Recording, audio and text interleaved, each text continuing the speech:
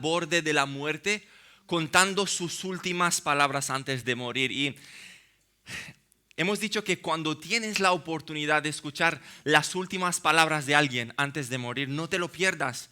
Sabes que en esos momentos esta persona no te andará con tonterías, no intentará complacerte. Te dirá la verdad sin rodeo, te dirá lo más importante que puedas escuchar.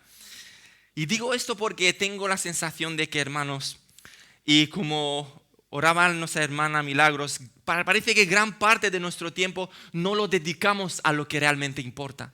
Gran parte de nuestro tiempo lo dedicamos a las cosas que no prevalecerán después de la muerte. Tengo la sensación de que muchos, cuando van a estar delante del Señor, se darán cuenta de que la mayoría de las cosas que han hecho en esta vida van a ser como paja que arde. No valdrán para nada. Habrán trabajado lo que no está escrito. Habrán intentado ganar cuando más dinero mejor. Han aprovechado cada tiempo libre para pasárselo bien. Han consumido sus tiempos, su energía, su dinero en construir carreras, negocios, comer, beber, viajar. Y a veces, hermanos, parecemos como el rico necio que dijo a su alma: alma, muchos bienes tienes guardados para muchos años. Así que repósate, come, bebe, regocíjate. Da igual todo lo demás, ¿no? Pero Dios le dijo: necio, esta noche vienen a pedirte tu alma y lo que has provisto, ¿de quién será? Así es el que hace para sí tesoros y no es rico para con Dios. Hermanos, la vida es tan corta. La pregunta es: ¿para qué vives? Sinceramente, ¿para qué vives? ¿Para qué quieres ser recordado? De verdad que dará igual si al final de tu vida has sido rico o pobre, has trabajado en ingeniería o en limpieza, o has vivido toda tu vida de enfermedad en enfermedad, o has vivido, no has tenido ningún sano. Dará igual, dará igual. El rey y el peón acabarán en la misma caja, hermanos, al mismo nivel, y rendirán cuentas los dos delante de Dios. Y temo que muchos peones estarán delante del Señor firmes porque por los méritos de Cristo han vivido toda su vida consagrada al Señor, viviendo por el Señor, sirviendo al Señor, sirviendo a los hermanos, buscando conocer más al Señor, orando más, evangelizando. Aunque no han tenido un trabajo digno, ni mucho dinero en la cuenta, ni mucha elocuencia, ni un renombre. Y a lo mejor muchos reyes, empresarios, aunque hayan ganado mucho dinero, tantos negocios, tantas relaciones, caerán atormentados de rodillas, llenos de miedo delante del justo juez.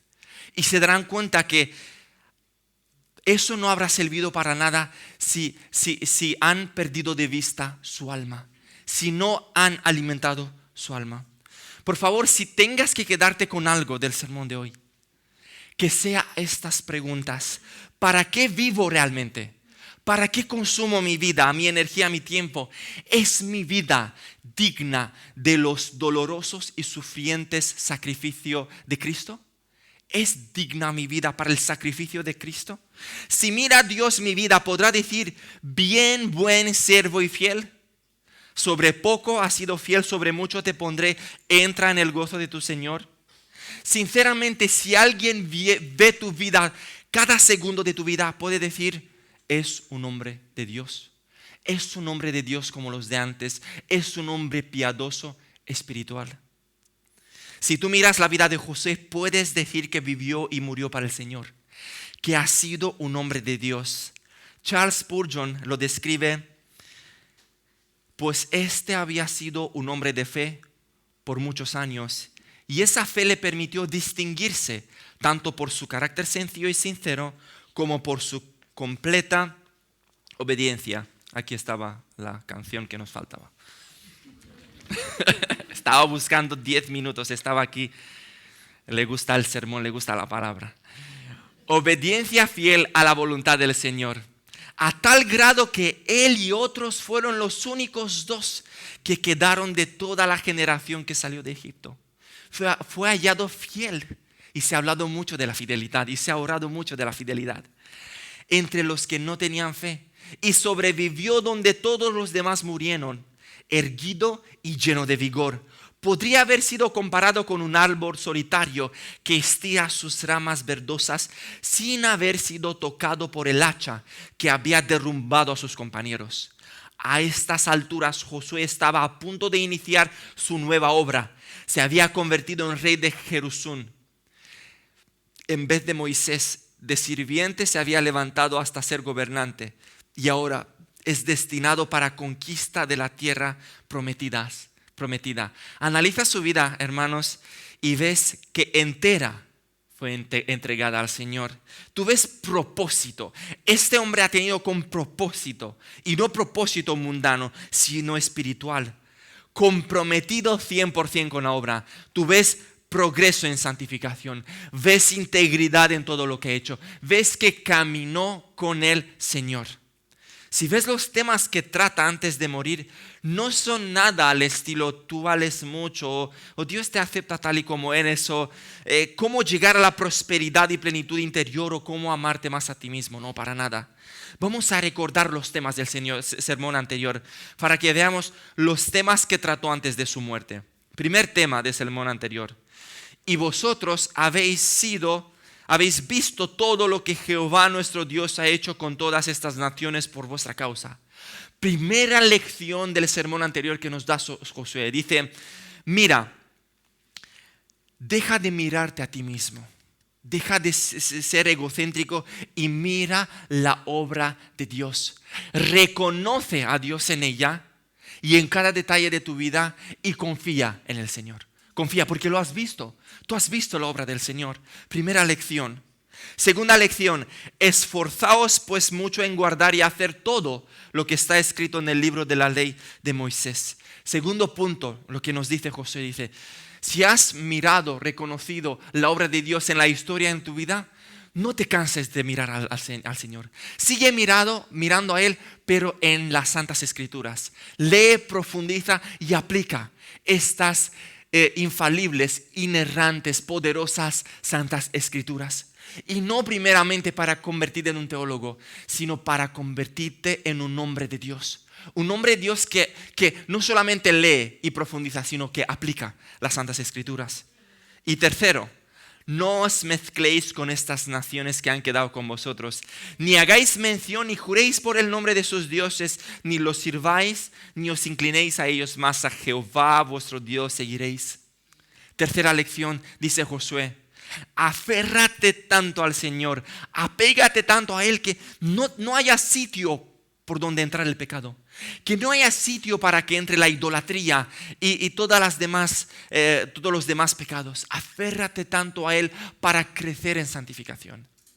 Hermanos, si hay algo que diferencia un cristiano mediocre de un cristiano avivado, una iglesia mediocre de una iglesia avivada, no es primeramente el amor, no es primeramente la unidad, no es primeramente las bendiciones, es el crecimiento progresivo en santificación.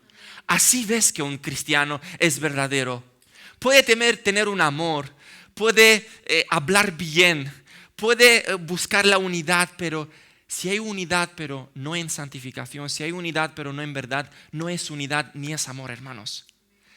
Si uno predica mucho de las misericordias, del amor, de la paciencia del Señor, pero nunca de santificarse, nunca del pecado, nunca de la justicia y de la ira de Dios, huye, porque está predicando un Dios a su imagen y semejanza, no al completo Dios. Estos son los 3 temas que hemos visto en el sermón anterior, así que pasamos a los 4 temas importantes y desafiantes del mismo discurso de Josué. Así que vamos a leer el texto, ¿vale? Que se encuentra aquí en Josué 23, si queréis abrir, leeremos el texto y luego trataremos los temas. Josué 23 del 11 al 16.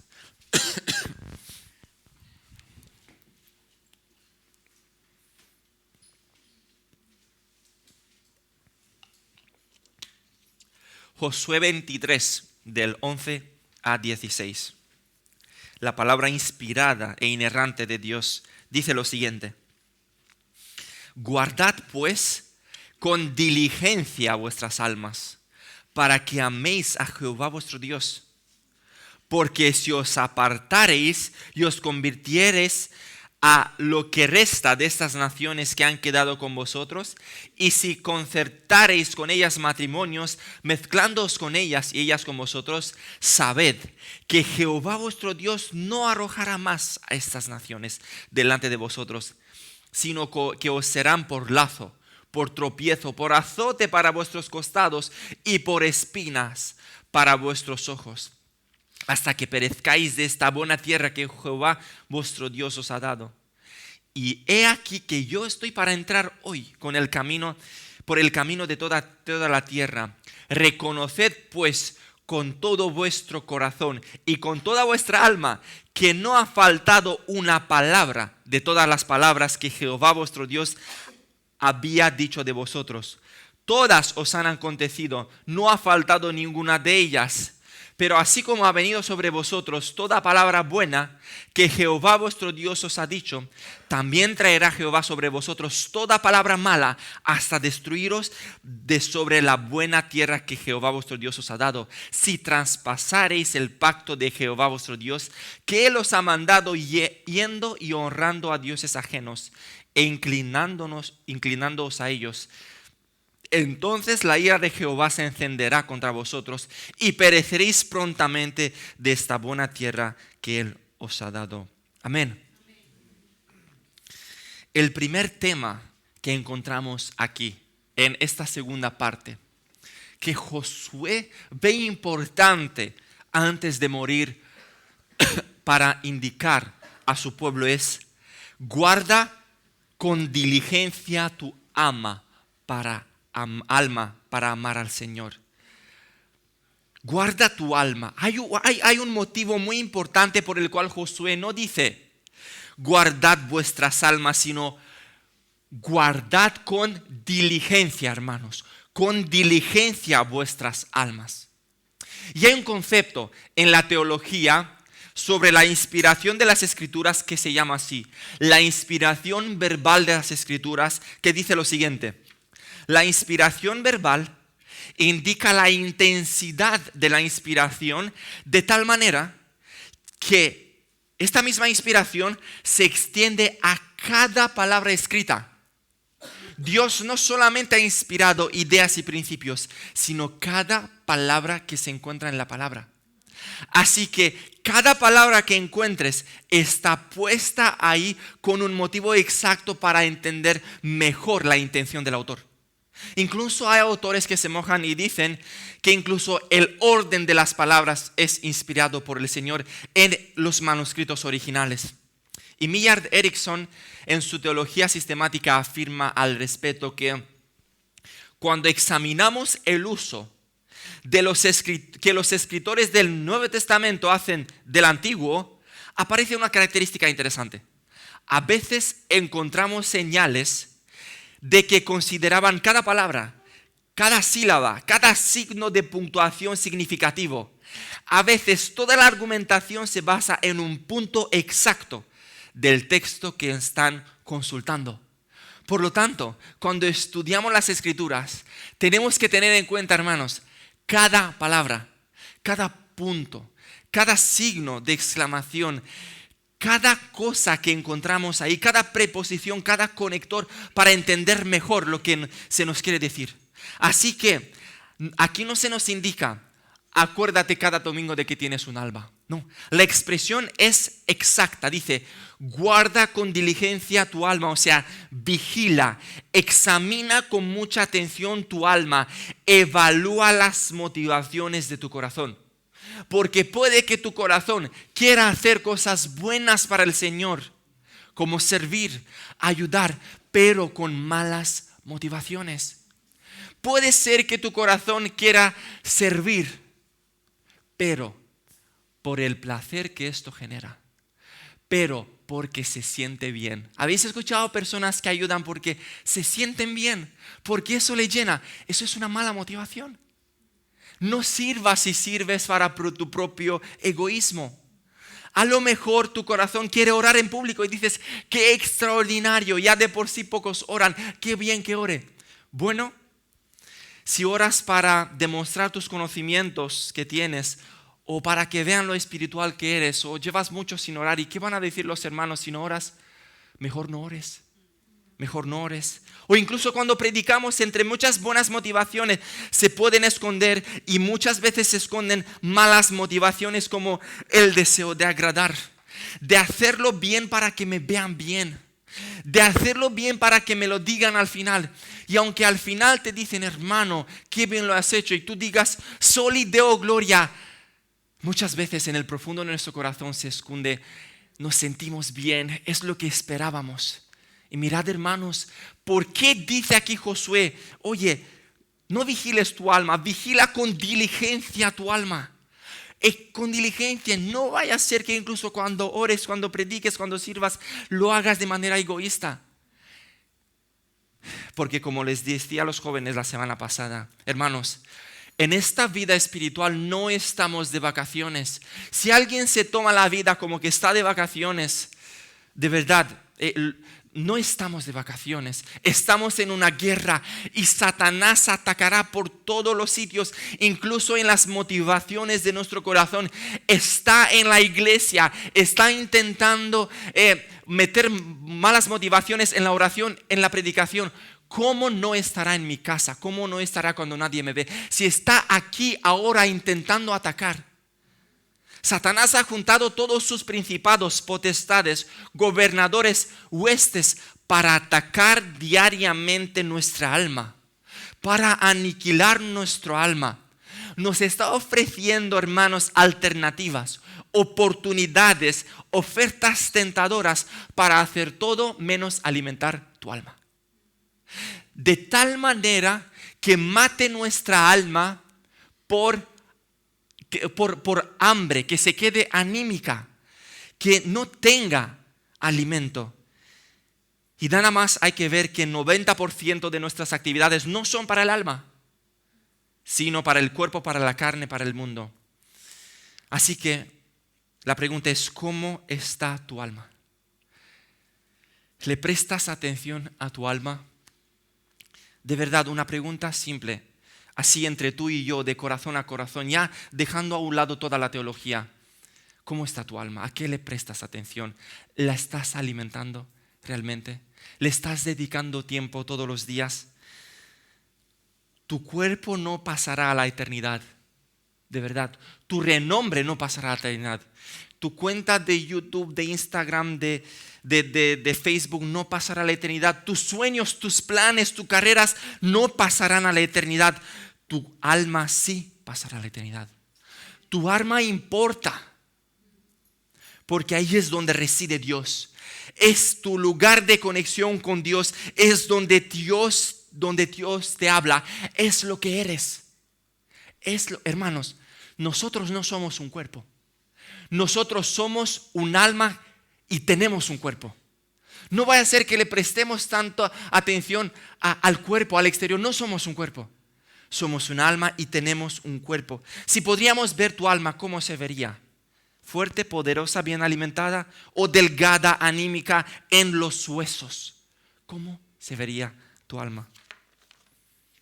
Ahora pasamos a la segunda parte de este primer punto. Hemos visto, guardad pues con diligencia vuestra alma. ¿Para qué?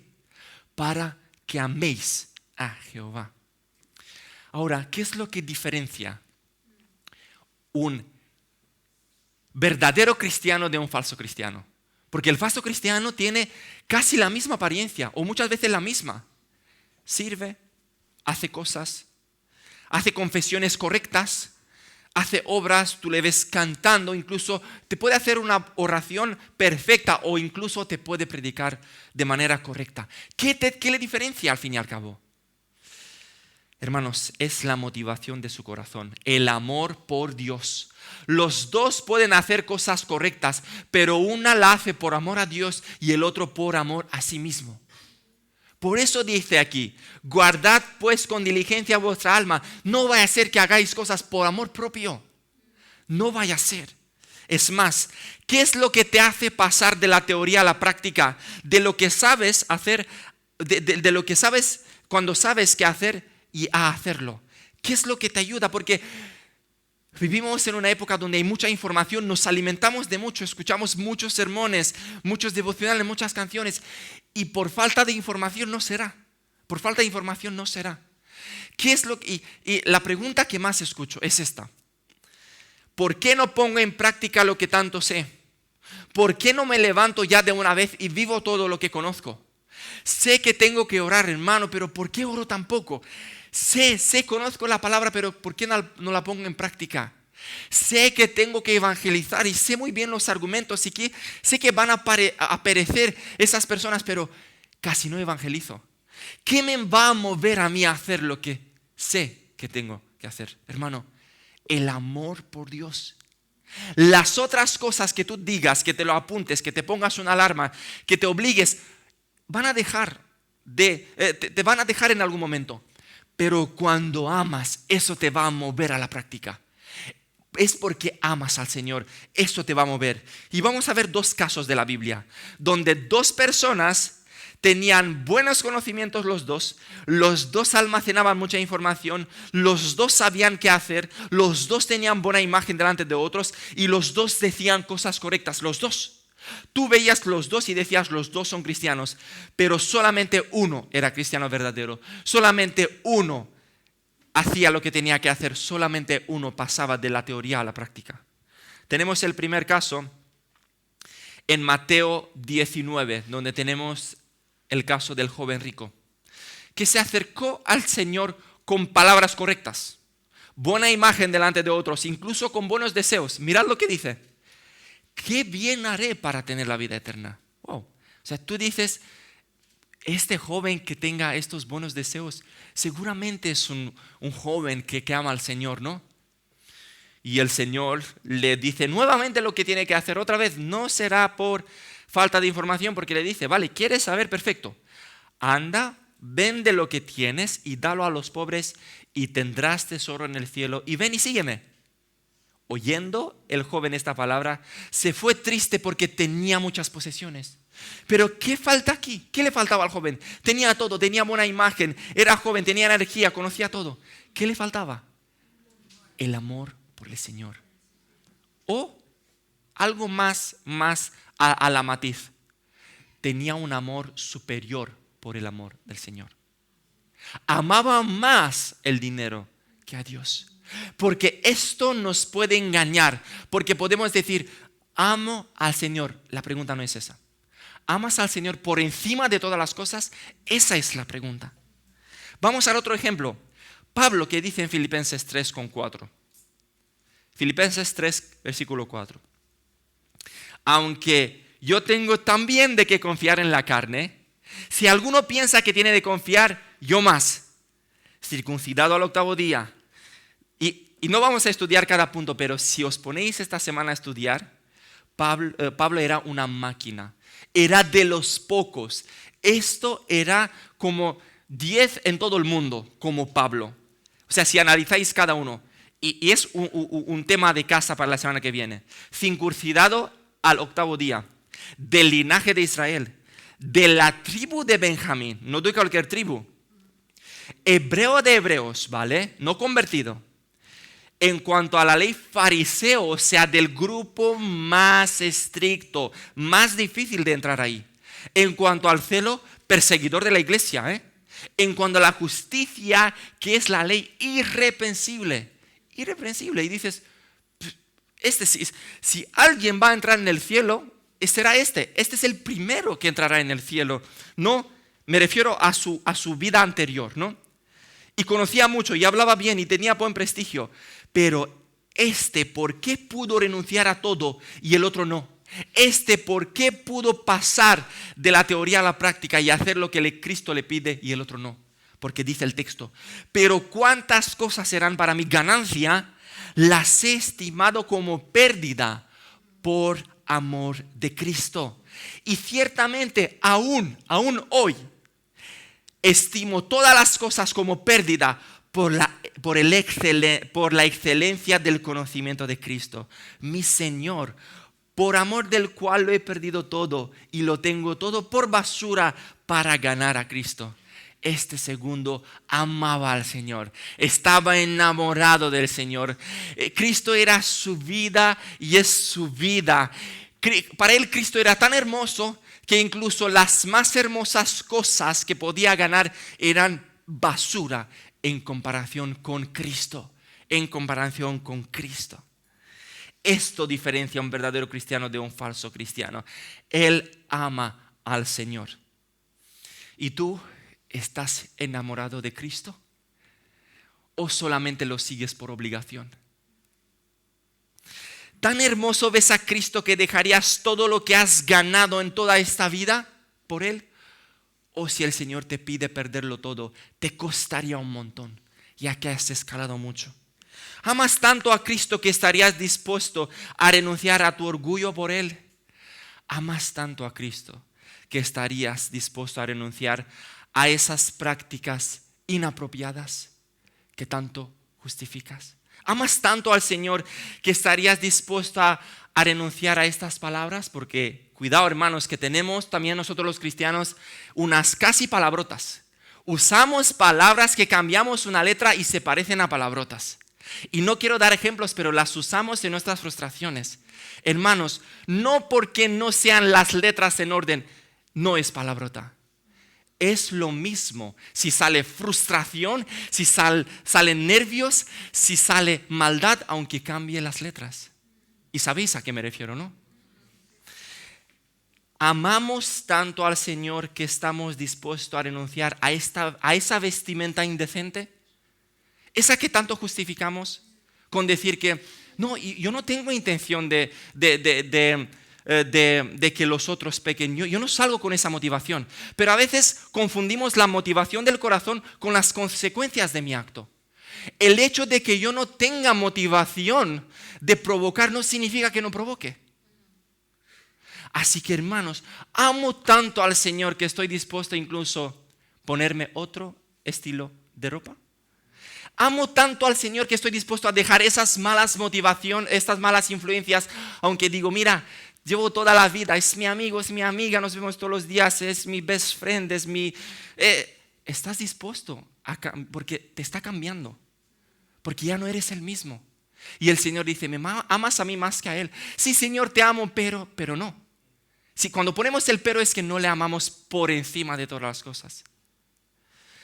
Amas tanto a Cristo que estás dispuesto a renunciar a esas insanas costumbres. Y creo que esto es lo más difícil de renunciar a costumbres. Cuando te acostumbras a algo. Cuando te acostumbras a levantar el tono. Cuando te acostumbras a gritar. Cuando te acostumbras a ver tus series. Cuando te acostumbras siempre a aprovechar el tiempo para hacer todo menos ocuparte de tu alma. Hermanos, no se trata de si amamos a Dios, sino si lo amamos por encima de todas las cosas. Por amor a Él, ¿le dejarías que destroce todos tus planes, todos tus sueños, que cambie toda tu vida? Si no, no estás amando al Señor por encima de todas las cosas. Y si te pide que lo pierdas todo, ¿lo aceptarías? Si no, todavía hay más amores por encima del amor por Dios. Por lo tanto, guardad pues con diligencia vuestras almas para que améis a Jehová vuestro Dios. Y es interesante porque lo que sigue, mirad lo que sigue. Después de que améis a Jehová dice, porque si os apartareis y os uniereis a lo que resta de estas naciones que han quedado de vosotros, y sigue describiendo los pecados. ¿Por qué pone aquí Josué, después del amor por Dios, el pecado? El no pecar. Porque Josué sé claramente que hay una fuerte conexión entre el amor por Dios y no pecar. Él sabe que solamente amando al Señor en su alma, el pueblo no se apartaría, no se uniría con estas naciones. Hermano, hermana, muchas veces no pecamos por muchos motivos. O porque si se entera mi marido o mi mujer, o si se entera la iglesia, o si me ve este o si me ve el otro. Pero en última instancia, si estás frente del pecado y no te ve nadie y nadie lo sabrá, y es el pecado que más quieres para disfrutarlo una hora, y si alguien te dice, mira, nadie lo va a saber, no va a haber ninguna consecuencia, volverás, tu familia estará bien, tu iglesia estará bien y nadie lo sabrá. En ese momento, ¿qué harás? ¿Qué te motivará a no pecar? Es un único motivo. Tú amas al Señor. Tú amas tanto al Señor que da igual quien te vea, no quieres fallarle al Señor. No quieres fallarle al Señor. En última instancia, eso te hará darle la espalda al pecado. Y sigue Josué con sus importantes consejos y lecciones antes de su muerte. Y pasamos al siguiente punto, ¿vale? Y el versículo 14. Y he aquí que yo estoy para entrar hoy por el camino de toda la tierra. Y dice, reconoced pues con todo vuestro corazón, con toda vuestra alma, que no ha faltado una palabra de todas las buenas palabras que Jehová vuestro Dios había dicho de vosotros. Todas han acontecido, no ha faltado ninguna de ellas. Otra palabra que deja Josué al pueblo. Le dice, familia, yo me voy, pero se quedará con vosotros alguien fiel. Y si no sirve esta afirmación que os hago, mirad para atrás, que todo lo que os ha prometido se ha cumplido. Todo se ha cumplido. Así que, hermanos, ahora vemos la fidelidad de Dios en cumplir su pacto, su plan, sus promesas. Y ellos, así como hemos dicho, han visto la fidelidad de Dios. Mirad cómo empieza el capítulo 1 de Josué. Dice, capítulo 1, versículo 1. Aconteció después de la muerte de Moisés, siervo de Jehová, que Jehová habló a Josué, hijo de Nun, servidor de Moisés, diciendo, mi servidor Moisés ha muerto. Ahora pues, levántate, pasa este Jordán, tú y todo este pueblo, y a la tierra que yo les doy a los hijos de Israel. Yo os he entregado, como lo había dicho a Moisés, todo lugar que pisare la planta de vuestros pies. Dios hace al pueblo una promesa exacta. No les dice, oye chicos, id y ya si eso yo os daré la victoria. No. Mirad con qué exactitud habla el Señor. Dice, levántate ahora, no más adelante, no tengas duda, ahora quiero obrar. Primero, le da exactamente el tiempo. Luego le dice, pasa este Jordán. Mira, incluso te diré cómo hacerlo, pasa por aquí. Luego, yo os he entregado todo lugar que pisare la planta de vuestro pie. Incluso os aseguro, no diré que lo vais a ganar. Está ya ganado. Incluso os diré exactamente cuál es el terreno. Desde el desierto y el Líbano hasta el gran río Eufrates, toda la tierra de los Eteos hasta el gran mar donde se pone el sol, será vuestro territorio, ni más ni menos.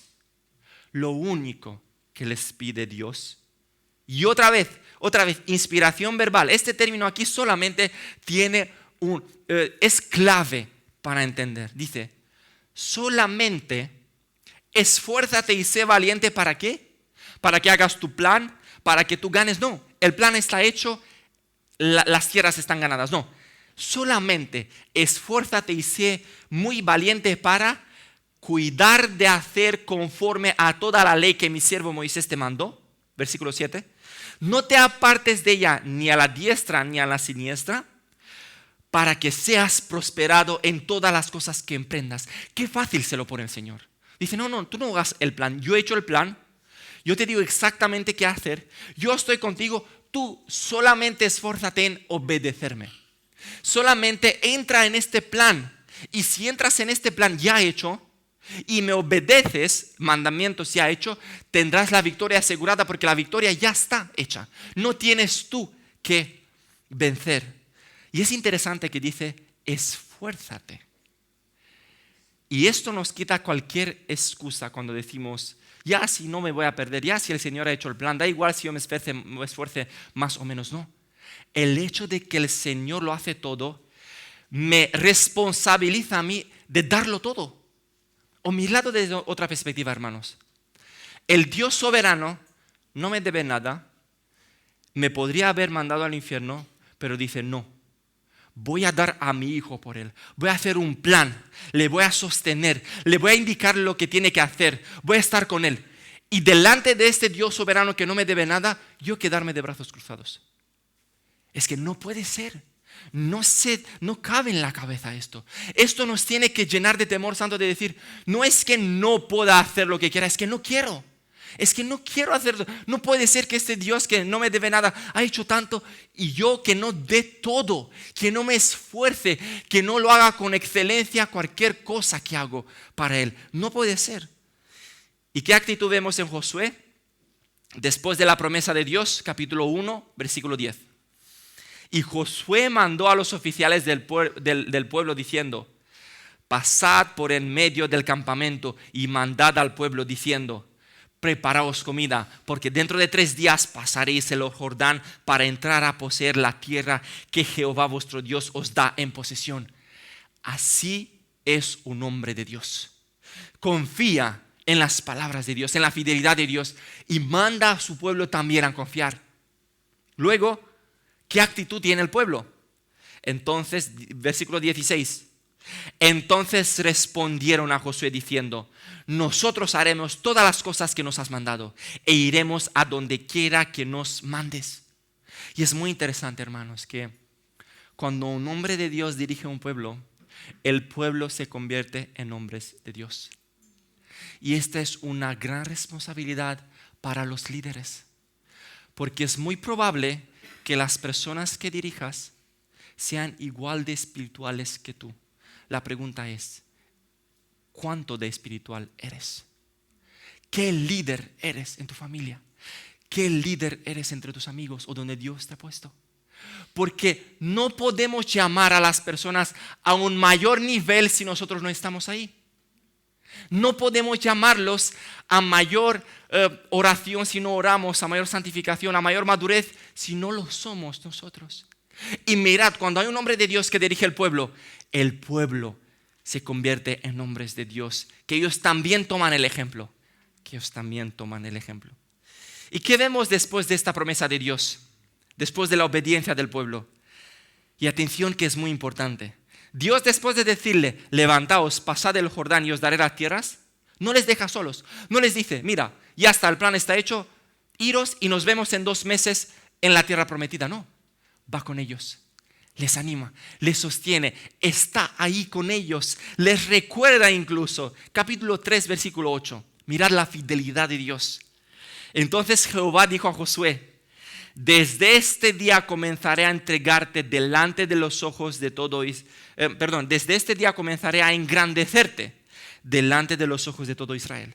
Vemos como primero el Señor anima a Josué, al líder, para que entiendan de cómo estuve con Moisés, así estaré contigo. Tú pues mandarás a los sacerdotes, el Señor también anima a los sacerdotes, que llevan el arca del pacto diciendo, cuando hayáis entrado hasta el borde del agua de Jordán, pasaréis en el Jordán.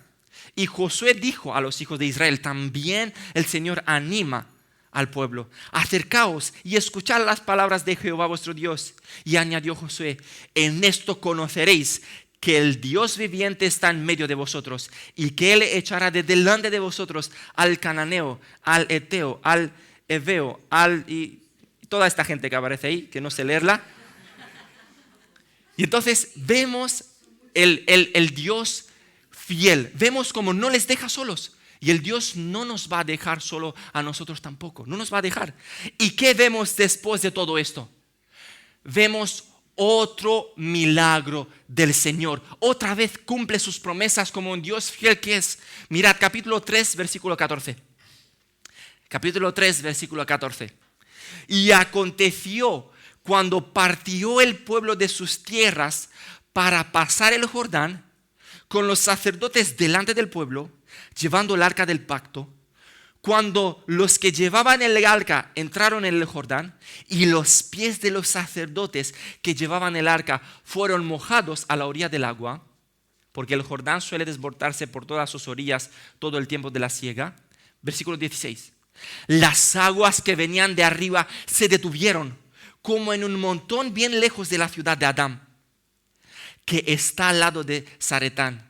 Y las que descendían al mar de Araba, al mar salado, se acabaron y fueron divididas. Y el pueblo pasó en dirección de Jericó. Mas los sacerdotes que llevaban el arca del pacto de Jehová estuvieron en seco, firmes en medio del Jordán, hasta que todo el pueblo hubo acabado de pasar el Jordán y todo Israel pasó en seco. Wow, hermanos, ¿os imagináis cómo ha animado esto? ¿Cómo ha fortalecido la fe del pueblo? Dios les dice, pasará esto, haced esto y pasará esto. Ellos han visto esto y ha pasado esto. Delante de sus ojos entenderemos ahora cuán grave es no volver a confiar en Dios después de que nos lo haya mostrado varias veces. Después de que nos lo haya mostrado varias veces. Y esto no para aquí. Dios les muestra otro milagro delante de sus ojos, como otro cumplimiento de la promesa. Capítulo 6, versículo 2.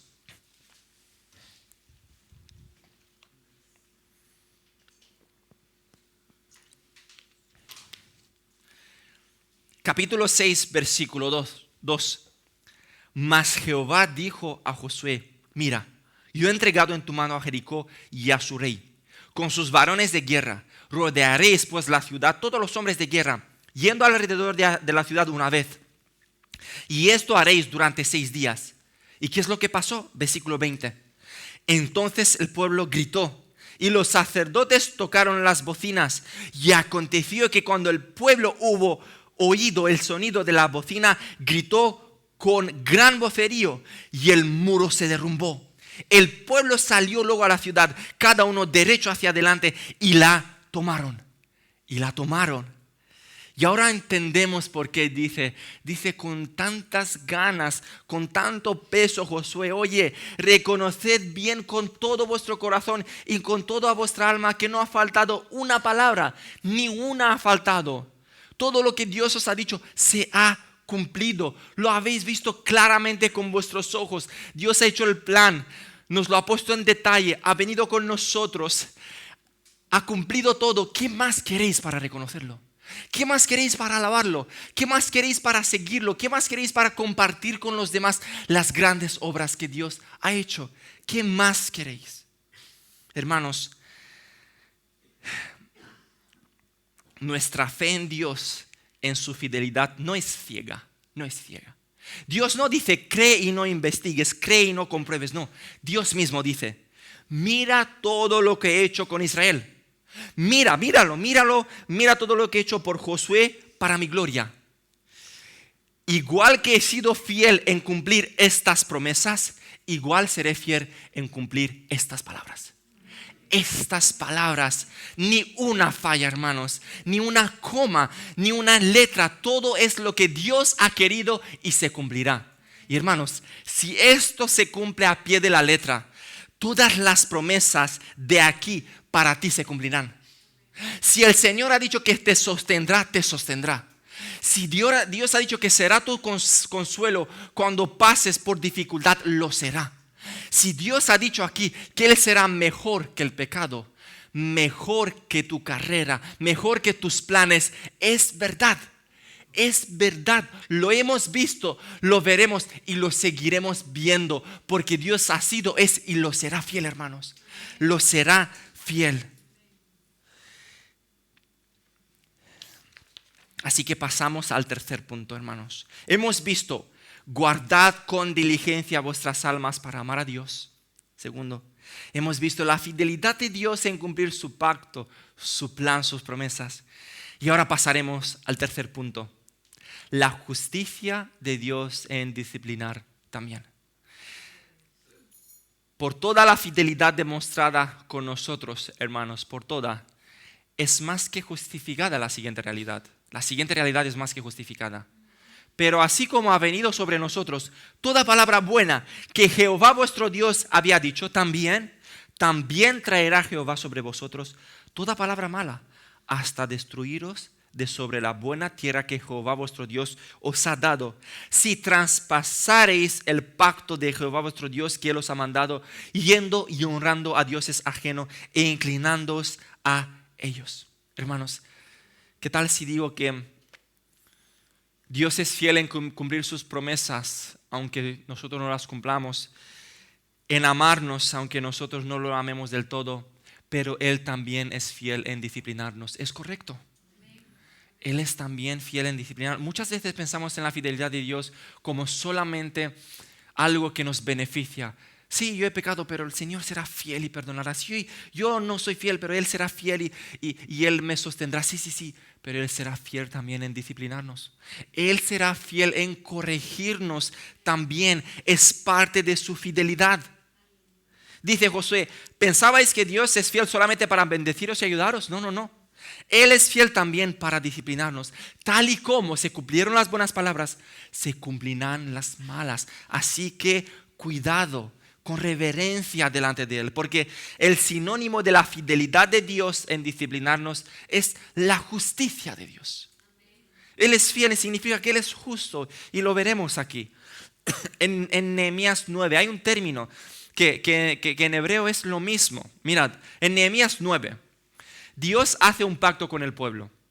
Os ahorro toda la historia para que vayamos rápido. Hace un pacto, el pueblo traspasa el pacto, el pueblo se aleja, Dios lo disciplina, el pueblo se arrepiente, el pueblo vuelve al Señor, Dios lo bendiga, lo bendice, otra vez el pueblo se aleja, otra vez Dios lo disciplina, el pueblo vuelve y así varias veces. Y después de todos estos episodios, concluye Nehemías 9:33. Dice, pero tú eres justo. Y en hebreo, lo he comprobado ayer, el término es emet, que se traducen con 3 palabras. Y en la Biblia aparecen intercambiables. Fiel, justo, firme. Este emet, que significa justo, significa también fiel. O sea, tú has sido fiel en todo lo que ha venido sobre nosotros. Porque rectamente has hecho, más nosotros hemos hecho lo malo. ¿En qué ha sido fiel Dios? En las 2 cosas. En perdonarles, pero también en disciplinarles. En ser misericordioso, pero también en corregir y castigar. ¿Y cómo disciplina al Señor a su pueblo si traspasan el pacto? Lo dice aquí en nuestro versículo. Volvemos a Josué 23, versículos 12 y 13. ¿Vale? Volvemos. Josué 23, versículos 12 y 13. Porque si os apartareis y os uniereis a lo que resta de estas naciones que han quedado con vosotros, y si concertasteis con ella matrimonios, mezclándonos con ella y ellas con vosotros, sabedlo desde ya, que el Jehová vuestro Dios es fiel y os perdonará y os amará tal y como sois, ¿no? No, bueno, estaba en las apócrifas, perdón, aquí, la Biblia. ¿Qué dice aquí? No arrojará más a estas ciudades delante de vosotros, no, nunca. Sino que os serán por lazo, por tropiezo, por azote para vuestros costados y por espinas para vuestros ojos, hasta que perezcáis de esta tierra que Jehová vuestro Dios os ha dado. Lees y dice, esto es serio, esto es serio. Con otras palabras dice Josué, os dejará por un momento en vuestras necias decisiones, con los ídolos por un rato, os dejará con los pueblos paganos si esto es realmente lo que queréis. ¿Queréis lejos del Señor? Pues lejos del Señor, con los asirios, con los babilonios, porque esto es lo que queréis realmente. Y dice aquí, pues nada, os van a azotar, vais a perder vuestras casas porque es lo que realmente queréis. Lejos del Señor, esta es la realidad. Os azotarán, perderéis vuestras casas, vuestras familias, vuestros hijos. Y ya desde la disciplina, desde el cautiverio, se daba cuenta el pueblo de que no tienen que seguir su voluntad, no hace bien seguir nuestras decisiones, sino se dan cuenta, tenemos que volver a seguir al Señor. Y nosotros muchas veces nos pasa eso, hermanos, muchas veces. Y mira cómo la disciplina del Señor les hacía recapacitar, darse cuenta, santificarse y amar al Señor. Aplicación para nosotros. Hermanos, no todo lo que nos pasa son injusticias. No todo lo que nos pasa es Satanás atacándonos. Y tampoco nosotros sufriendo como mártires, como muchas veces nos vemos, ¿no? Hermanos, muchas veces son nuestras decisiones que tenemos que asumirlas, que han destrozado a veces parte de nuestra vida. Son nuestras decisiones. Son nuestras decisiones. Y como Dios es fiel y disciplina, también disciplina a sus hijos. Puede ser que por lo que estás pasando ahora sea perfectamente una consecuencia de tu pecado y Dios es justo y te está disciplinando y me está disciplinando y está quitando cosas de mi vida, pero no porque sea injusto, no porque esté atacando a Satanás, es porque yo he pecado. Es porque yo he pecado. Pueden haber enfermedades o debilidades en el cuerpo por causa de nuestro pecado o vicios pasados y la disciplina de Dios en nuestra vida. Sí, pueden haber. ¿Puede haber pérdida de bendiciones por causa de mi pecado a lo largo del tiempo? Sí, puede haber. ¿Puedo vivir ahora una vida difícil porque he menospreciado los consejos sabios de Dios por medio de los hombres de Dios a lo largo de mi vida? Sí. Sí, hermanos. Y no somos ni mártires ni es injusto. Es la justicia de Dios. Es la disciplina de Dios. Pero no perdamos la esperanza. Incluso frente a esta disciplina por parte del Señor hay una realidad esperanzadora. Hay una perspectiva diferente. Vamos a abrir Hebreos 12, 6 a 7. Hebreos 12, 6 a 7, porque alguien puede decir, pues ya está, lo he perdido todo, ¿qué pasa? No, hay una esperanza, siempre hay una esperanza. Y hermanos, predicaremos el Evangelio completo, predicaremos del pecado, predicaremos de la consecuencia del pecado, predicaremos incluso de la imposibilidad de nosotros salvarnos, pero no os dejaremos ahí. No, Dios no nos deja ahí, nos da la solución. Pero vemos que no tenemos que pasar tan rápido a la solución porque no entendemos el problema. Así que vemos, Hebreos 12, del 6 a 7, dice, Hijo mío, no menosprecies la disciplina del Señor, ni desmayes cuando eres reprendido por Él. Porque el Señor al que ama disciplina y azota a todo. Sé que suena difícil, pero azota a todo el que recibe por hijo. Si soportáis la disciplina, Dios os trata como a hijos. Porque ¿qué hijo es aquel o a quien el Padre no disciplina? Hermanos, igual que el arrepentimiento, cuando sentimos arrepentimiento en nuestro corazón, gózate porque eso es una gracia de Dios que lo da solamente a sus hijos. Y eso significa que eres su hijo. Y que sigues en la fe, y que Dios no te ha dejado. Igual, cuando Dios nos disciplina, gocémonos también. Es que seguimos siendo cristianos, es que Él no nos ha dejado, es que nos trata como a hijos. Primero, la disciplina, y esta perspectiva es esperanzadora porque primero, cuando eres disciplinado, se confirma que eres hijo. Segundo, si Dios te disciplina es porque te ama. Es por amor, dice, porque el Señor al que ama disciplina. Hermano, no estás en manos de Satanás. No es el demonio el que te está azotando de manera descontrolada y de manera brutal. No, es que te está disciplinando la mano amorosa del Padre amoroso. Estás en las manos amorosas de Dios. Un padre nunca va a destruir a su hijo. Incluso la disciplina de un padre, decid vosotros porque yo no tengo hijos, pero incluso la disciplina a vuestros hijos es diferente, es controlada y no le disciplináis por todo lo que se merece, ¿verdad? Cabe más, pero no le disciplináis por todo lo que merece. Dios es igual con nosotros, incluso en su disciplina tiene misericordia, hermanos. Sigue el versículo.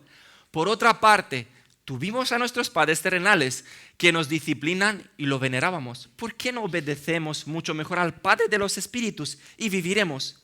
Y aquellos, o sea, los padres terrenales, ciertamente por pocos días nos disciplinaban como a ellos les parecía, pero Dios, para lo que nos es provechoso, para que participemos de su santidad. Es verdad que ninguna disciplina al presente parece ser causa de gozo, sino de tristeza, pero después da fruto apacible de justicia a los que en ella han sido ejercitados. Cuando pasas por disciplina, es verdad, te entristece, no mola realmente, pero acuérdate del propósito. Acuérdate del propósito. El Señor te quiere hacer partícipe de su santidad, te santificará, te hará más hermoso porque te parecerás más a Cristo. ¿Y quién es el más hermoso de todos? Cristo. Y cuanto más te pareces a Cristo, más hermoso te verás.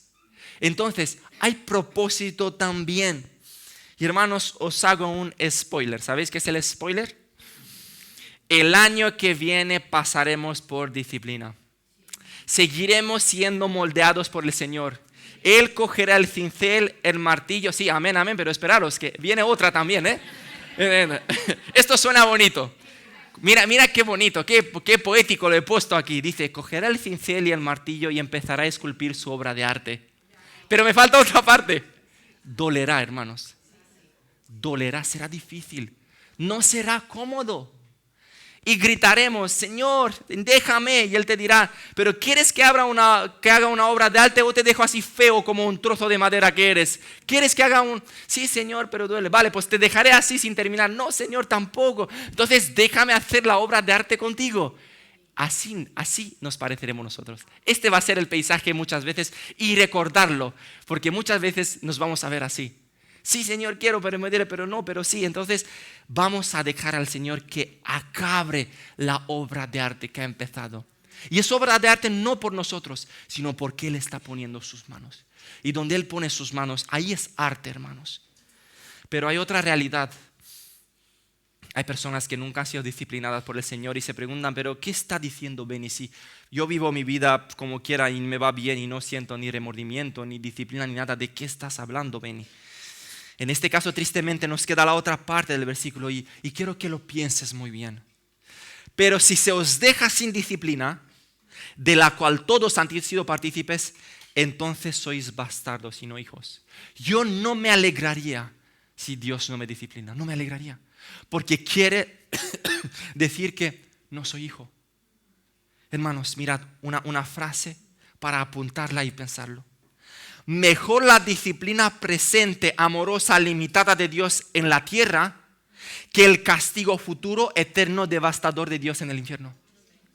Otra vez, mejor la disciplina presente, amorosa, limitada de Dios en la tierra que el castigo futuro, eterno, devastador de Dios en el infierno. Piénsatelo dos veces. Piénsatelo dos veces. Pero hay otro motivo de ánimo y esperanza, hermanos, cuando pensamos en la justicia de Dios. Hermanos, esta justicia ha sido satisfecha en la cruz.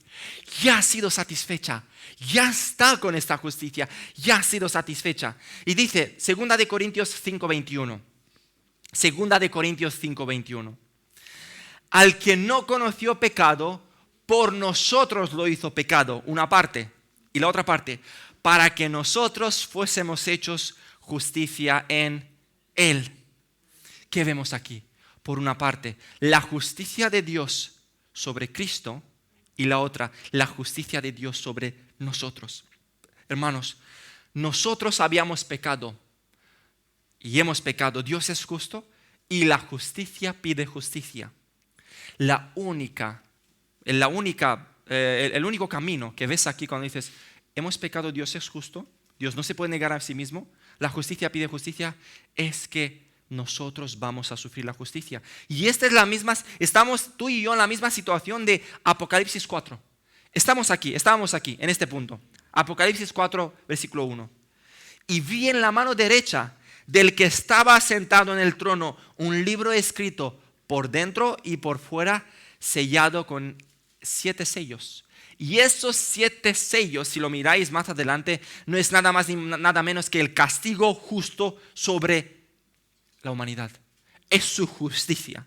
Y vi a un ángel fuerte que pregonaba a gran voz: ¿quién es digno de abrir el libro y desatar sus sellos? ¿Quién es digno de resolver esto?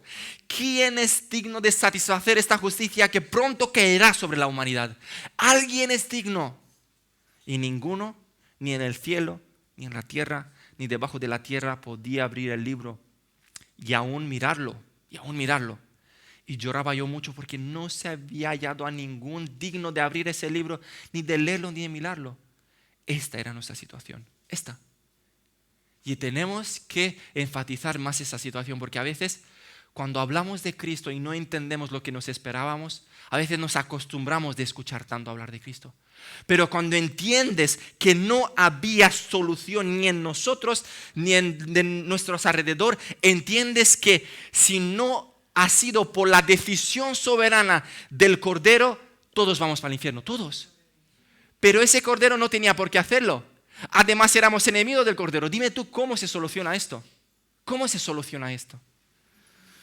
Pero pasa una cosa. Y uno de los ancianos me dijo, no llores, no llores. He aquí, el león de la tribu de Judá, la raíz de David, ha vencido para abrir el libro y desatar sus 7 sellos. Y miré y vi que en medio del trono de los 4 seres vivientes y en medio de los ancianos estaba en pie cordero como inmolado. Wow, qué imagen. Imagínate al cordero de pie, firme como un campeón, viene a por nosotros. Tú miras esta imagen y dices, no hay nadie como él. Miraré a este cordero toda la eternidad. Cordero y león, firme, un verdadero varón de Dios, verdaderamente hombre, verdaderamente Dios. Y ves a ese cordero y ves que vino y tomó el libro de la mano derecha del que estaba sentado en el trono, hermanos. Gloria a este cordero y león porque vino a por nosotros. Se lo debemos todo. Todo. ¿Cómo puedes delante de esta imagen vanagloriarte más? ¿Cómo podemos hacer más cosas para nuestro propio egoísmo cuando ves que no nos debía nada y el cordero, león, ha venido a por nosotros? Y como ahora los pecados estaban sobre él, como un imán, esos pecados atrajeron la justicia de Dios sobre él. Y él sufrió. Le dolió, experimentó el dolor de esa justicia severa y santa de nuestros pecados. Y vemos aquí la justicia sobre Cristo. Pero pasa otra cosa. La segunda parte del versículo. Al que no conoció pecado, por nosotros lo hizo pecado, para que nosotros fuésemos hechos justicia de Dios en él. Vemos de manera inesperada. Es que es increíble porque Dios podría haber dicho, vale, ya está resuelto, ya estáis bien. Pero hermanos, de ahí a que me llame y que nos llame justicia suya, es mucho, es mucho. E incluso preferirías que te dijera, mira, me he perdonado los pecados, voy al cielo, ya está. Pero te llama su justicia. Esto ya nos tiene que conmover al máximo. Nos llama su justicia a nosotros. Y ahora, hermanos, diré una cosa que me gusta mucho pensar y es así, hermanos. Ahora es injusto que estando en Cristo tú llegues al infierno. ¿Te imaginas? Es que es injusto ahora, es injusto. Es tan segura tu salvación y llegada al cielo que si pasa cualquier cosa es injusto. Y no por ti, es injusto para el perfecto sacrificio de Cristo que llegues al infierno. Es increíble esto, hermanos. ¿Cómo no animarnos en este sacrificio perfecto, en lo que Cristo ha hecho? Así que frente a todo esto, haz lo que han hecho los 4 seres vivientes y los ancianos. Y cuando hubo tomado el libro, los 4 seres vivientes y los 24 ancianos se postraron delante del Cordero. Todos tenían arpas y copas de oro, pero daba igual eso. Tenían incienso, pero daba igual ellos cómo se parecieran. Aquí había alguien mayor, superior. Ahí estaba el Cordero y el león. Y cantaban un nuevo cántico diciendo, digno eres de tomar el libro y de abrir sus sellos, porque tú fuiste inmolado y con tu sangre nos has redimido para Dios de todo linaje y lengua y pueblo y nación, y nos has hecho para nuestro Señor, para nuestro Dios, reyes y sacerdotes, y reinaremos sobre la tierra. Aleluya. Qué final feliz, hermano. Y ya da igual la corrupción que hay y el partido que ha sido elegido. Tú ya piensas en la eternidad. Allí estaremos, reinaremos. Y si en aquel día, hermano, haz una cosa, por favor, acuérdate en ese día y hazlo. En ese día cuando estarás delante del Padre y te corone, por favor, en el siguiente segundo, tira esa corona a los pies de Cristo. Él es digno. Cuando escuches que eres su santidad, dilo, amén, Señor, pero es solamente por Cristo. Él es mi santidad. Cuando alguien te diga lo mucho que vales, lo santo que eres, dile, es Cristo en mí, es solamente Cristo. Y dale toda la gloria que se merece. Toda la gloria que se merece. Y pasamos al último punto.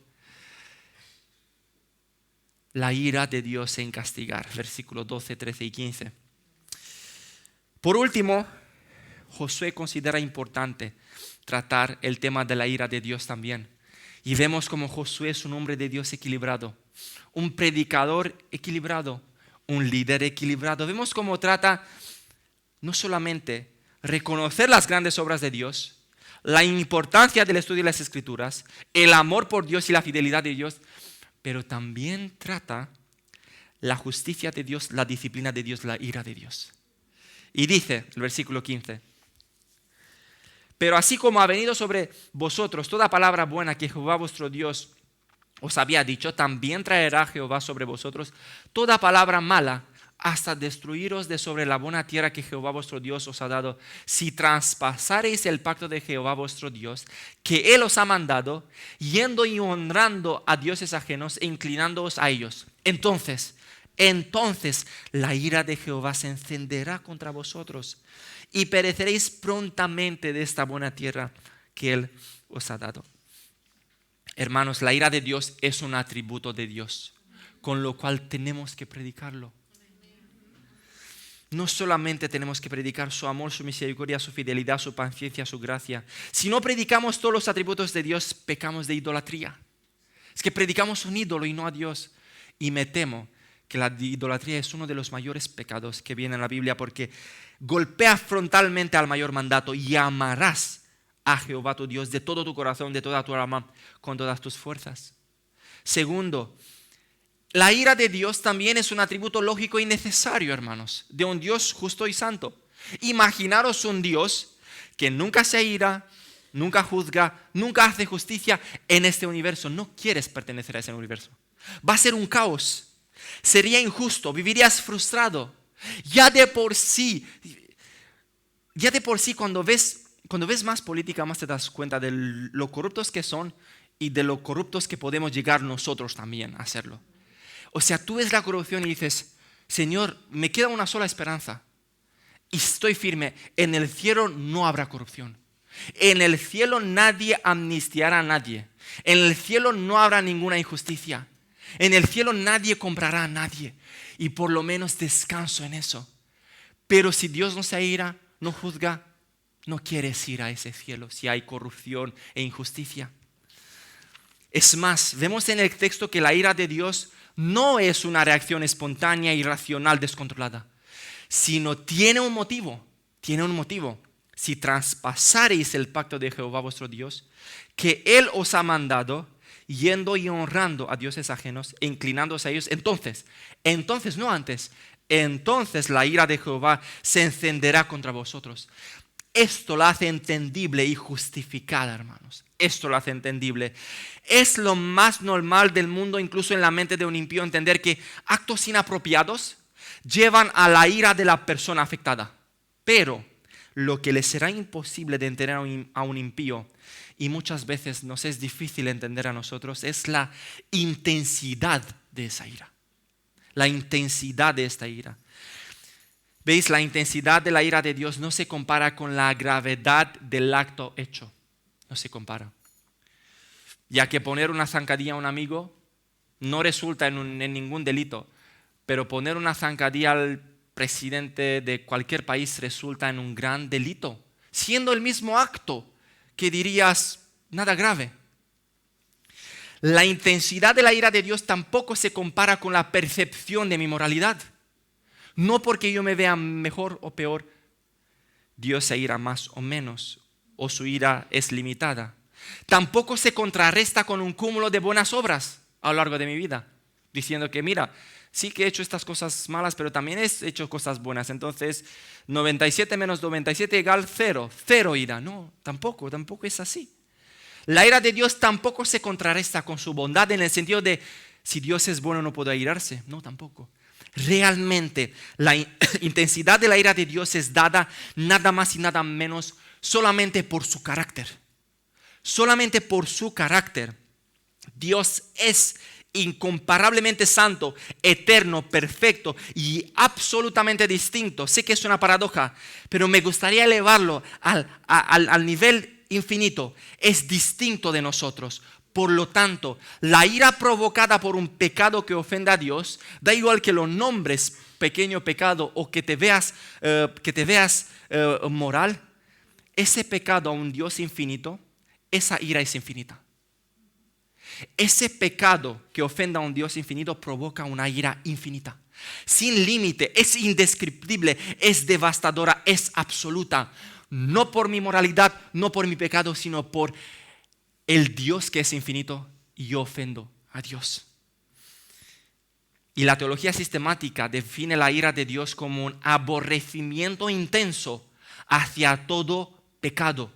Y esto nos conlleva a varias reflexiones, hermanos. Primero, igual que Dios se ira contra el pecado, la injusticia y la maldad, existe en nosotros también el mismo sentimiento por el pecado, por las injusticias y con la maldad, y no por el pecado de la otra persona primeramente, sino por el mío.